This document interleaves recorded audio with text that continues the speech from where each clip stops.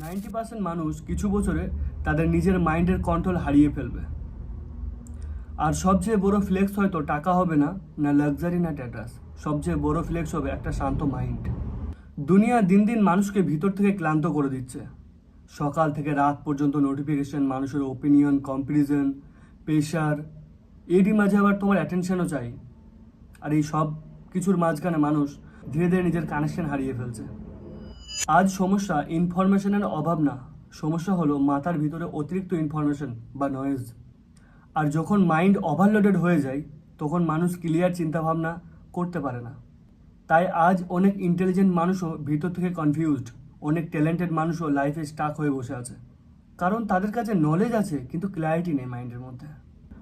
আর clarity মানে শুধু clear গোল না, ক্ল্যারিটি মানে কোন জিনিস আমার জন্য সত্যিই ইম্পর্টেন্ট, কোন মানুষ বা কোন জিনিস থেকে দূরে থাকা দরকার, কোন ডাইরেকশনে গেলে একটা মানসিক শান্তি পাওয়া যাবে, আর কখন নো বলতে হবে।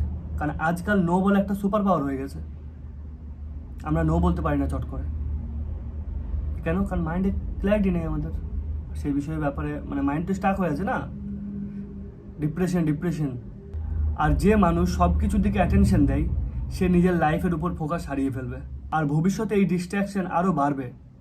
এআই আর কন্টেন্ট পুরো পৃথিবীকে ইনফরমেশনে ভরে দেবে, কিন্তু ক্লিয়ার থিঙ্কিং আর একটা শান্ত স্টেবল মাইন্ড দিন দিন আরও রেয়ার হয়ে যাবে, খুঁজে পাওয়া মুশকিল হবে।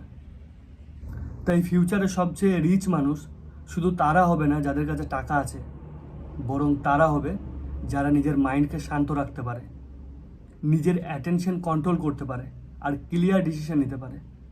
কারণ শেষ পর্যন্ত তোমার লাইফে কোয়ালিটি তৈরি হয় তোমার সঠিক ডিসিশন দিয়ে, আর ভালো ডিসিশন আসে একটা ক্লিয়ার মাইন্ড থেকে। তাই আগামী সময়ে মেন্টাল ক্ল্যারিটি একটা লাক্সারি হয়ে উঠবে।